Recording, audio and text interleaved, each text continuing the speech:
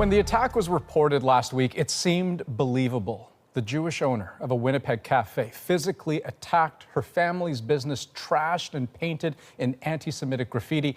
It shocked the community and led to an outpouring of support, exactly the way you'd expect.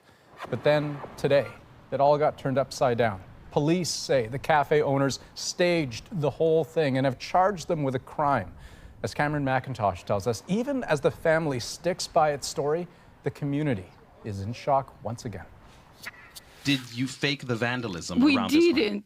We didn't. Because we don't joke about swastika on our walls. They flatly deny it, insisting they are in fact victims of hate. Oksana Berendt and her son Maxim explaining themselves on CBC Radio just after being charged along with Oksana's husband hours before for public mischief. In this moment, somebody grabbed me. She insists on last Thursday night she was alone inside her Winnipeg cafe when she was attacked.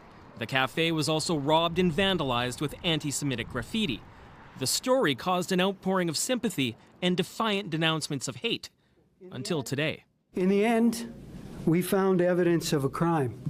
It just wasn't a hate crime. I am hugely disappointed and frankly angry that this family has used hate and racism in such a disingenuous way. It's not something that we do. It's against our Jewish law. It's against our beliefs. They can find any evidence against anybody. At first, some members of Winnipeg's Jewish community deemed it the most brazen local anti-Semitic attack in memory. Now, B'nai B'rith says if these allegations are true, it damages the entire community. This is a betrayal of the community and a betrayal of also the police. It's a waste of time. And of course, people might roll their eyes at incidents in the future and think, oh, is it true or is it not? Oksana Berendt, her husband Alexander, and son Maxim are charged with public mischief after reporting she was assaulted in an attack that left her cafe trashed and vandalized with anti-Semitic graffiti. They say it wasn't them. Can you imagine how I feel when my place is destroyed like that? What did I do to you? I built this place, okay? Police say otherwise. The incident here in Winnipeg this past weekend was staged. The evidence, police say, will come out in court. Inside the cafe, you can still see signs of their investigation. Backlash against the family has been swift. A Jewish gay and lesbian advocacy group moved out of the building they shared. We were shocked. We were beside ourselves. We were completely floored. The concern is held widely. There's a tremendous concern that this will actually cause more anti-Semitism. Court records show the family is facing lawsuits over debts. They deny staging this for financial gain. And I don't want people to judge us, okay, wrongly, because we didn't do it. We had no reason to do it, okay? The charges are upheld by court. It's disgusting. The cafe had been up for sale, as is Oksana's home. Bernie Bellin writes for Winnipeg's Jewish Post and News. He says hate attacks involving assault are rare. My first instinct was that this is terrible, but it doesn't have the normal hallmarks of an anti-Semitic incident. But the Berens insist they were targeted and say they're scared. It's completely broke our family, our business, everything. Meanwhile, an interfaith vigil that was planned for tomorrow night here at the cafe has been canceled, and a crowdfunding campaign that was set up to help support the family has been taken down, amid a lot of disappointment, confusion, and anger. Cameron McIntosh, CBC News, Winnipeg. Now, as you heard from Cam, one big worry is that if this was a stunt, it could undermine support for real incidents. And the numbers show there are lots of those. Hate crimes reported to police in Canada reached an all-time high in 2017. That's the latest year for which there's data. In total, there were nearly 2,100 incidents, up a staggering 47% from the year before. The two biggest motivators for that hate, race and religion. Attacks on Jewish people topped the list, accounting for 18% of all hate crimes. Attacks on Muslims, a close second.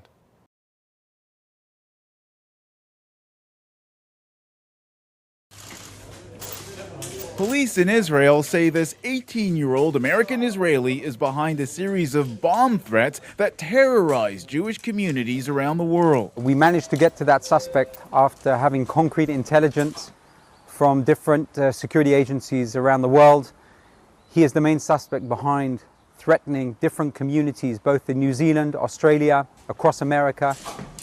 The bomb threats, often detailed and vitriolic, were made over the past few months against dozens of Jewish community centers, day schools, and synagogues. While most, over 150, were in the United States, some Canadian Jewish organizations also had to evacuate after bomb threats. Today, there were mixed feelings about the arrest. We're relieved that police have apprehended a suspect. At the same time, our community is shocked and outraged that the suspect is Jewish. The idea that someone from our own community would launch a campaign to terrorize our community institutions is appalling.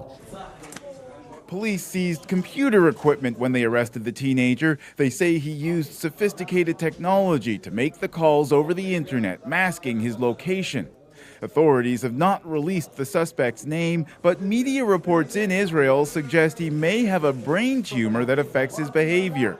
His lawyer hinted at that. This is a young person that, because of his very, very serious medical condition, didn't serve in the army, didn't go to high school, didn't go to elementary school. So that's why the medical condition can actually affect the investigation.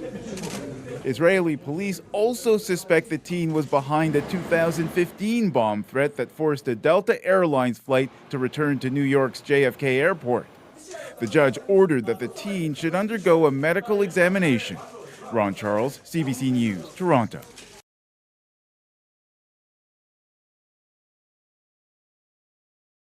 Has been arrested after a synagogue was damaged by a fire in North York last week. It happened Thursday morning on Wilson Avenue, just south of Bathurst Street. Police say 67-year-old Avram Bobrovsky is now facing arson in connection with the incident. According to the investigation, the man gained access by using his own card and then deliberately setting a fire inside the synagogue. Police say he's a member of that synagogue. The investigation is ongoing, and police are asking for anyone with information to come forward.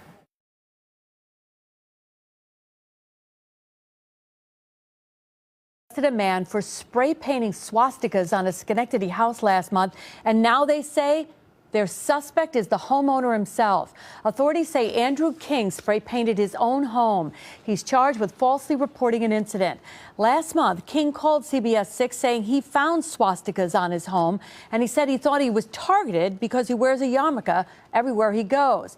Police were not giving a motive for the crime. We're told King was also charged for harassment after a warrant was out for his arrest.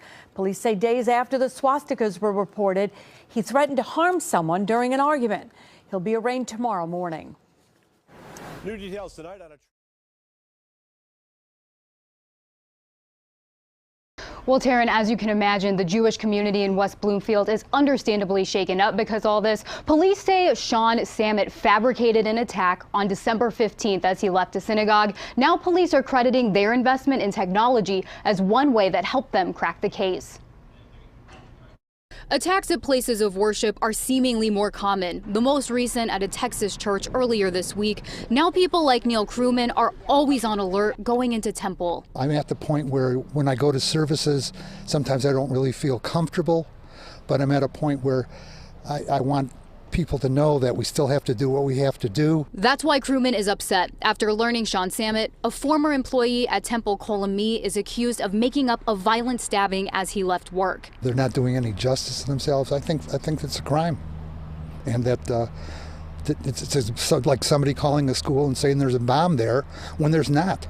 West Bloomfield police say Samet claimed a man shouted anti-Semitic comments, then stabbed him. Samet told police he fought the attacker off and drove himself to Henry Ford, but police say his story didn't add up, and a thorough search of the parking lot found no evidence. That's when they analyzed Samet's Apple Watch and looked at his heart rate when Samet claimed the attack happened. Investigators say it was normal and should have been higher, but the watch showed before the attack Samet's heart rate was elevated, leading police into the synagogue, where they say they found bloody tissues and a knife Samet used to stab himself. We all have to think about the actions that we do, and so these little imprints, whether on his phone or his watch or a camera, it just really shows that every action we do is not going to go unnoticed. Samet's now charged with filing a false police report. Exactly why he allegedly made up the attack is still unknown, but what leaders in the Jewish community do know. Society has to come together, and we have to just let people know that we don't tolerate this. We don't tolerate exploiting the police. We don't tolerate exploiting anti-Semitism, and we don't tolerate anti-Semitism and hate. Going back to the stab wounds that police say Samit committed on himself, they actually say they didn't need stitches. Taryn? Well, great work by police. It was very interesting about that Apple Watch as well. But they take these hate crimes, the allegations, very seriously. But the problem is it can also impact other future victims who were attacked and are seeking justice. You know, that's one thing that people we spoke to at the temple really brought up tonight. They hope that what happened here doesn't take away from everything that the real victims are going through. But meanwhile, West Bloomfield police say it was all hands on deck to find out exactly what happened and to get that investigation wrapped up as quickly as they did. All right. Thank you, Veronica, for that report.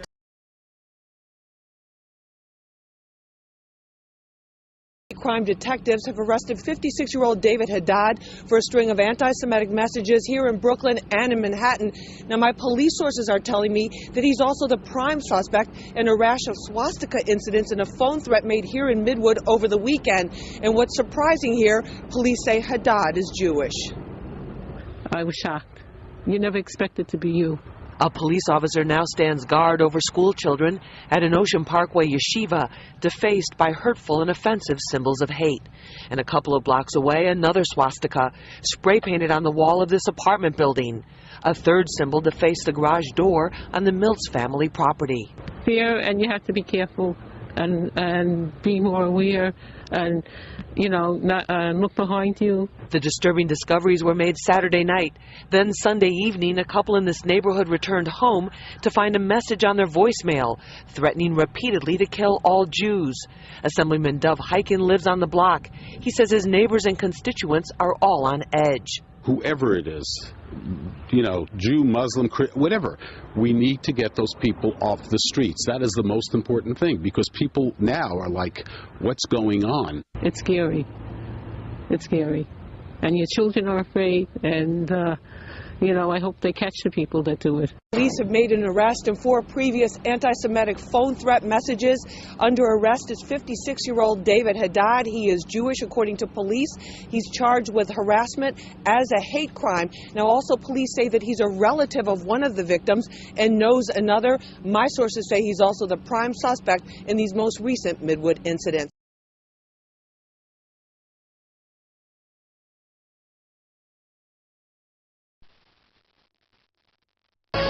We begin tonight with a surprising development in the story of those swastikas painted on the door of a student at George Washington University. Good evening, I'm Doreen Gensler. And I'm Jim Vance. Turns out the student was painting the hateful symbols herself. Jackie Benson is at the university now with more on this. Jackie? Jim, these incidents, and there were several of them, caused a lot of concern here on the GW campus. Now, the FBI was called in to assist after swastikas kept appearing on a message board, similar to a dry erase board, on the door of a female student, she is Jewish, who lived in Mitchell Hall.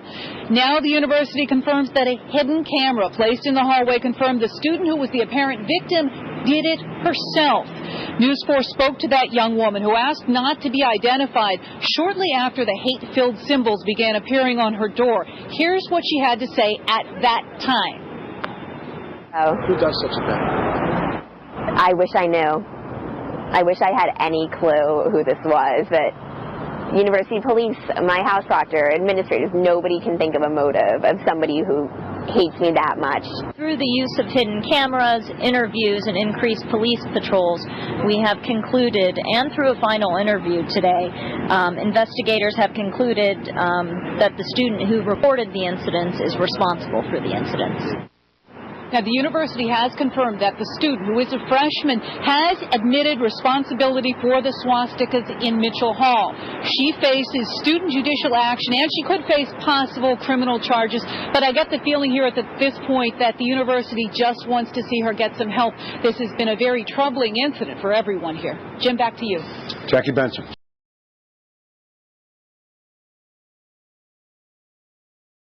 Free Palestine! From the river to the sea. Leave me alone! Don't hurt me! Don't hurt Palestine will be free. Leave me alone! No! Don't hurt me! From the river to the sea. Don't hurt me! This is so fucking hilarious, dude. Don't hurt me! Don't hit me! Please don't hit me! Please don't hit me! Please don't walk away! We have an actor here. Please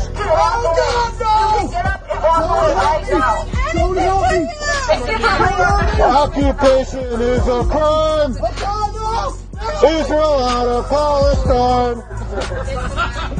Free, free Palestine. Free, free, free Palestine. 15,000 children slaughtered.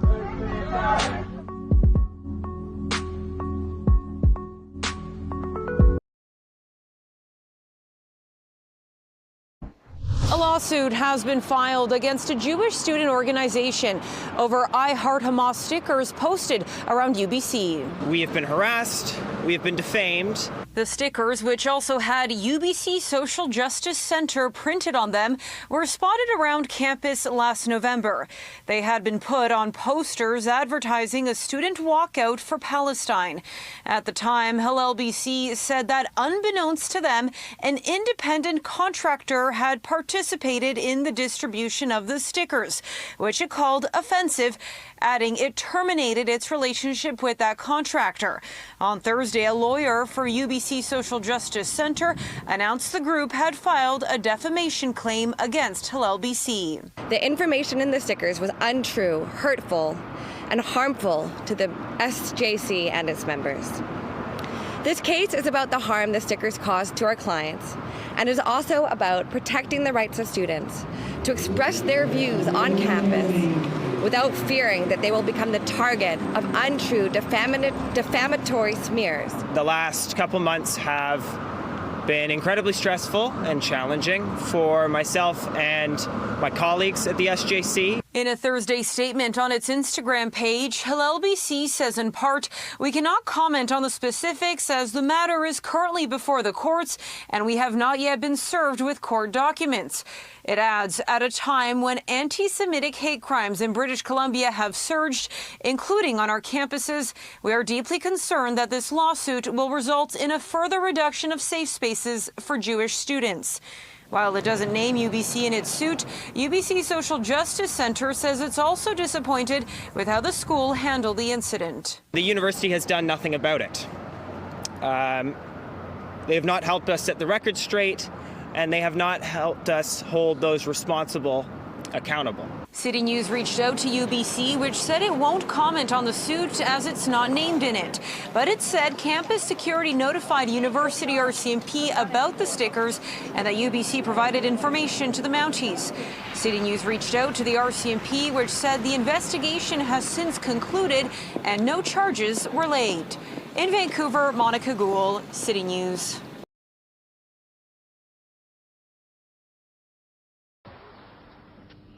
La jeune femme mythomane qui avait inventé de toutes pièces cette agression antisémite dans le RER a décidé de s'exprimer pour présenter ses excuses. Une semaine après ce délit imaginaire qui a suscité de très nombreuses réactions politiques et médiatiques, Marie-Léonie sort de son silence, peut-être pour obtenir la clémence du tribunal. Christophe Winman, Christian Gallet. C'est une jeune femme très fragile qui nous reçoit chez ses parents. Marie-Léonie, la victime imaginaire du RERD, voudrait se faire oublier. Et c'est à visage caché qu'elle récite ses regrets. Je suis profondément désolée de tout ce qui est arrivé par ma faute. Je présente mes excuses à Monsieur le Président de la République, à Madame Nicole Gage et aux personnes qui ont manifesté leur soutien sur mon mensonge. Je regrette cet acte et je demande pardon à tous ceux que j'ai trompés et blessés. Samedi dernier, Marie-Léonie décrit aux policiers une terrible agression antisémite dans le RER contre elle et son bébé. Immédiatement, c'est l'indignation générale. Hommes politiques, médias, associations condamnent un acte odieux qui n'était en fait qu'un gros mensonge. Pour dénonciation de délit imaginaire, la jeune femme risque 6 mois de prison et 7 500 € d'amende. Je pense qu'elle se rend compte que c'est grave ce qu'elle a fait. Elle a quand même mis la France en émoi. Le président de la République est intervenu, donc c'est important qu'elle présente ses excuses. Et bon, maintenant, elle attend avec sérénité le procès. En présentant ses excuses publiques, Marie-Léonie espère peut-être la clémence du tribunal. Elle sera jugée le 26 juillet prochain. Michel Alliot-Marie.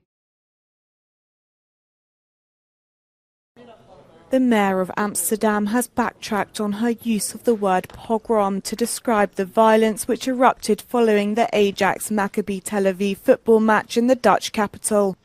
Speaking to Dutch state media on Sunday, Femke Halsema expressed her dismay that the term had subsequently been manipulated to serve political agendas. Ik wil wel zeggen dat ik in de dagen daarna heb gezien hoe het woord pogrom heel politiek werd en eigenlijk tot propaganda werd.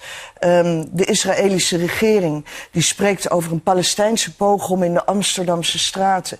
In politiek Den Haag wordt het woord pogrom vooral gebruikt om Marokkaanse Amsterdammers, moslims, te discrimineren. Zo heb ik het niet bedoeld. It comes as Moroccan-born Dutch Finance Secretary Noura Akaba announced her resignation following comments made by the government's hard-right leader Geert Wilders. Last Wednesday, Wilders blamed Moroccans for attacks on the Israeli football fans, claiming that we saw Muslims hunting Jews and adding that it was fueled by Moroccans who want to destroy Jews. He also said those convicted of involvement should be deported if they have dual nationality. Time now for Truth or Fake, and Catalina Marchand-Debreu is with us today in today's edition. A viral miscaptioned video circulating on social media, and it claims that Muslims are hunting Jews. Tell us more about this, Catalina, if you can. That's right. Here we're going to show some examples of this viral post that's going around where users are sharing this video in Amsterdam, claiming that it shows hundreds of Middle Eastern migrants are out hunting Jews on the streets of Amsterdam tonight. A post by Visgard24, known for spreading misinformation on X, while other users who are sharing the same video also claim, for instance, in this post seen over 7 million times on X, this user claims Muslim mobs in Amsterdam are hunting Jews tonight. I wish this was fiction. It's not a post from November 8th, and this viral post, as we said, seen 7 million times, so very viral. Let's take a look at this video where you see the streets of Amsterdam, mobs of men who are attacking other men. Indeed, these are riots between soccer fans following the soccer match between Ajax Amsterdam and Maccabi Tel Aviv. That users claim this video shows clashes between Muslims and Jew soccer fans following this Europa League soccer match that resulted in attacks categorized as anti-Semitic by authorities, local authorities in Amsterdam, Israel, across Europe, and the U.S. internationally.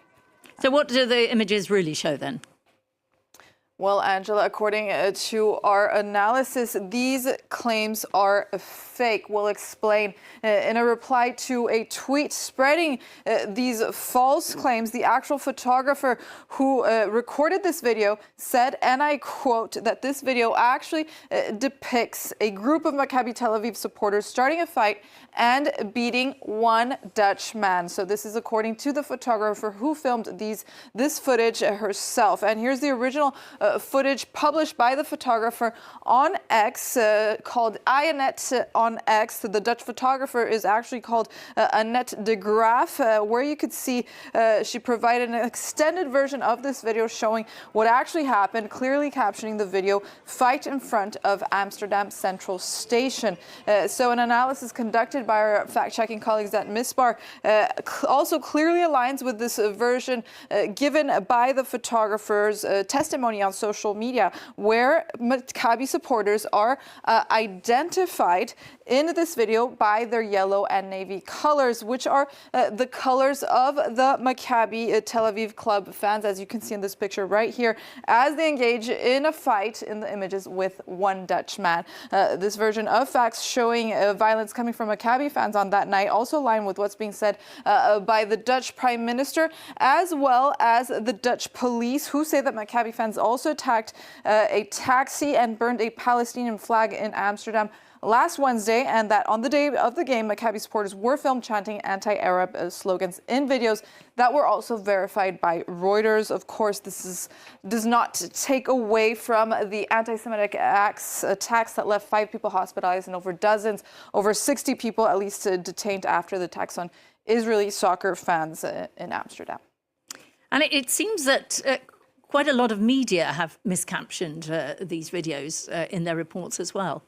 That's right. Not only is users on social media, but the same footage was also misrepresented by many major media outlets in their reporting. As reported here, as pointed out by the photographer herself on her account on X, the photographer demanded an apology and the removal of her miscaptioned footage by major media news outlets such as CNN, BBC, The Guardian, The New York Times, amongst others. Let's take a look at some examples that are still miscaptioned and published online. Here, for example, we have the Wall Street Journal with the caption showing the video with a caption, while captioning it as Israeli soccer fans attacked by mob in Amsterdam. We have another example by CBS that captions it as Israeli soccer fans attacked in Amsterdam, while the BBC also uses this footage to show once again during an interview Israeli soccer fans who experienced violence in Amsterdam. Wrong information, since this video, as we've explained, actually shows Israeli soccer fans attacking a Dutch man, falsely being labeled by several media outlets, as we showed, as Israeli soccer fans being attacked by locals or pro-Palestinian soccer fans. So medias such as the New York Times as well, who used this video and miscaptioned it, either omitted a correction. For instance, the New York Times stated on the article itself that they independently confirmed that the verified footage actually shows a group of Maccabi soccer fans chasing a man on the street, while Deutsche Welle on X also says that the clip that they showed is miscaptioned with the wrong context, while it seems other media just deleted the miscaptioned video online. Okay, well, thanks very much, Catalina.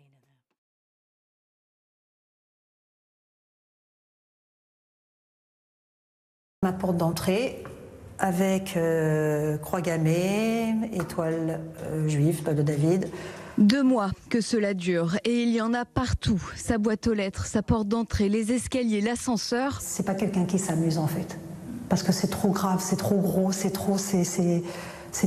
À peine effacés, de nouveaux tags apparaissent, de plus en plus ciblés, jusqu'aux menaces de mort. Pour moi, le déclencheur où j'en peux plus, c'est là, voilà, avec dans l'ascenseur, avec marqué 10e gauche. Et sur la droite, salle juif morte.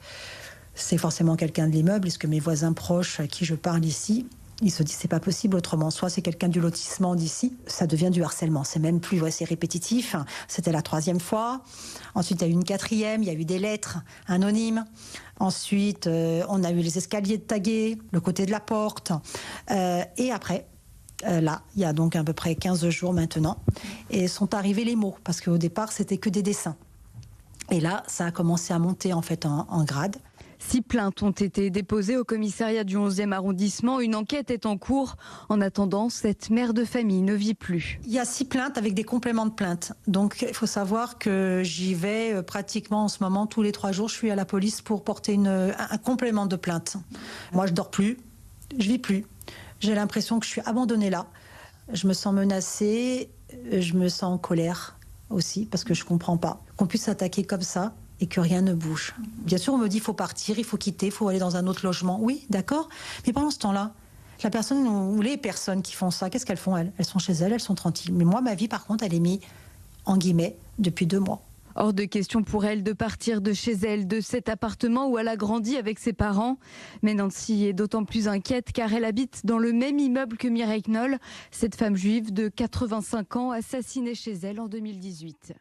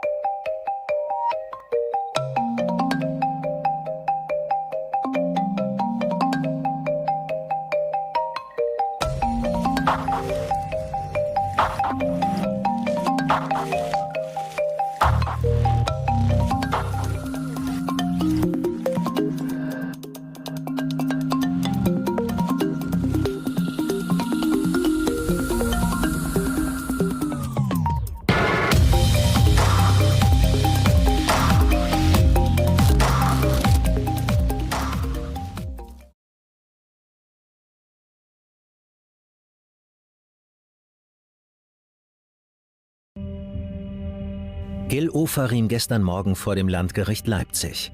Es ist der 6. Prozesstag, der die spektakuläre Wende bringt. Ofarim gesteht, gelogen zu haben.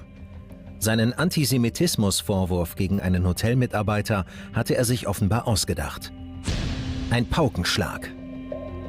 Damit ist klar, Gil Ofarim hat alle belogen.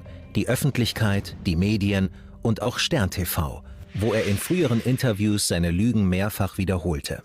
Ich war alleine. Ich hatte leider keinen, der mir da irgendwie helfen konnte. Keiner hat den Mund aufgemacht. Und möchtest du an dieser Darstellung aus deinem Instagram-Video irgendwas relativieren? Nein, auf keinen Fall. Warum? Am 5. Oktober 2021 hatte Gil Ofarim auf Instagram dieses Video veröffentlicht, das er am Vorabend aufgenommen hatte. Ich weiß, ich bin da sprachlos. Ich weiß nicht, wie ich es sagen soll. Der jüdische Sänger berichtet, beim Einchecken in dieses Leipziger Hotel antisemitisch beleidigt worden zu sein. In dem Video trägt er einen Davidstern. Ich stehe hier mit meiner Kette, steht mir zu, mache ich schon mein Leben lang. Und eine Person nach der anderen wird vorgezogen. Und ich verstehe nicht, warum. Irgendwie, ohne Scheiß, 15 Minuten später komme ich dran und frage, entschuldigen Sie bitte, was ist los? Das ist nicht in Ordnung, warum werden alle vorgezogen? Dann sagt dieser Herr W., um die Schlange zu entzerren. Ich stehe auch in der Schlange. Und dann ruft irgendeiner aus der Ecke, packt einen Stern ein. Und dann sagt der Herr W., packen Sie Ihren Stern ein. Und dann sagt er, wenn ich den jetzt einpacke, darf ich einchecken.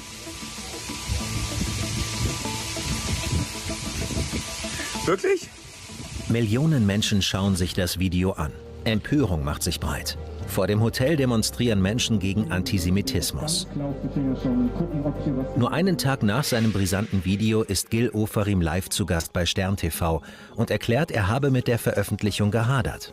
Ich habe die ganze Nacht wach gelegen und wusste nicht, ob ich das jetzt tun soll oder nicht. Wird das einen Unterschied machen oder nicht? Ganz ehrlich, verzeihen Sie mir mein Deutsch. Es kotzt mich an. Es ist nicht mein Job, das zu machen. Ich bin weder Antisemitismusbeauftragter. Ich bin einfach nur ein Künstler, ein Musiker, ein Mensch, der einfach nur in einem Hotel einchecken wollte. Die Vorwürfe gegen den Hotelmitarbeiter Markus W. bekräftigt Gil Ofarim auch bei uns. Eine Lüge, wie seit gestern klar ist. Wie hast du in dem Moment dann auf den Affront reagiert? Packen Sie Ihren Stern ein. Es ging alles sehr schnell. Von der Seite kam der Spruch. Ich drehte mich noch um, konnte die Person nicht ausfindig machen. Und dann sagte mir der Angestellte vom Hotel den gleichen Satz wieder. Ich habe dann das Hotel verlassen. Ich musste da einfach raus. Heute lesen wir, der betreffende Hotelmitarbeiter hat jetzt seinerseits dich, Gil, angezeigt wegen Verleumdung. Was heißt ja nichts anderes als Ofarim lügt über die Geschehnisse. Was löst es in dir aus? Ich bin... Was soll ich dazu sagen? Natürlich, er muss es ja machen. Also, er muss nicht. Ja, er muss nicht, aber ganz ehrlich, ich glaube nicht, dass er den Mut hat zu sagen, ich stehe zu meiner Aussage, ich habe das gesagt, das passiert nicht. Tatsächlich wachsen in den Tagen danach die Zweifel an Ofarims Aussagen. Grund ist ein Überwachungsvideo, das ihn am betreffenden Abend bei der Ankunft vor dem Leipziger Hotel zeigt. Daran ist nicht zu erkennen, dass er seine Kette mit dem Davidstern trägt. Das Video macht bundesweit Schlagzeilen. Ofarim aber bleibt bei seiner Version. Ich habe die Wahrheit gesagt. Über das Hotel, im Hotel, vor dem Hotel, in dem Video, in der Vernehmung. Als Ofarim die Lobby betritt, warten mehrere Gäste an der Rezeption. Später spricht er mit dem Hotelangestellten Markus W. Dann verlässt er das Hotel und nimmt das Video mit den schweren Vorwürfen auf. Erst darin zu sehen, die Kette mit dem Davidstern. Bei Stern TV bitten wir Ofarim erneut, Stellung zu nehmen. Warum soll jemand sagen, pack den Stern ein, in einem Moment, in dem der Stern ja eingepackt war, ganz offensichtlich unterm T-Shirt war, unter der Jacke, jedenfalls nicht sichtbar war? Das ist für viele Leute eine Diskrepanz. Kann ich absolut verstehen, aber ich kann es nicht anders sagen. Ich hatte meinen Stern an. Möchtest du an dieser Darstellung aus deinem Instagram-Video irgendwas relativieren, ergänzen, zurücknehmen, in ein anderes Licht rücken? Nein, auf keinen Fall. Warum? Also wieso sollte ich jetzt was anderes sagen, als so wie ich es zuvor gesagt habe und die letzten 2 Wochen auch? Inzwischen ist klar, Ofarim ist an diesem Tag nicht antisemitisch beleidigt worden. Er soll sich beschwert haben, weil andere Gäste ihm vorgezogen wurden. Bei Hotelmitarbeiter Markus W. drohte er, das Hotel öffentlich schlecht zu machen. Dann nahm er das Video mit den schlimmen Vorwürfen auf. Der Hotelmitarbeiter aber zeigt den Prominenten wegen Falschbehauptung und Verleumdung an. Das vermeintliche Opfer wird zum Angeklagten. Vor 3 Wochen beginnt der Prozess gegen Gil Ofarim. Zunächst rückt er von seiner Version nicht ab. Gestern dann das überraschende Geständnis. Nur wenige Sätze, die alles verändern. Die Vorwürfe treffen zu. Ich möchte mich bei Ihnen entschuldigen. Es tut mir leid, ich habe das Video gelöscht. Ofarim muss dem Hotelmitarbeiter ein Schmerzensgeld und zusätzlich 10.000 € an 2 Einrichtungen zahlen. Das Verfahren wird dann endgültig eingestellt. Für ein weiteres Interview mit Stern TV war der Sänger seit seinem Geständnis nicht zu erreichen. Sein Anwalt teilt uns schriftlich mit, Zitat: Ich glaube offen gestanden auch nicht, dass Herr Ofarim in nächster Zeit Interviews geben wird.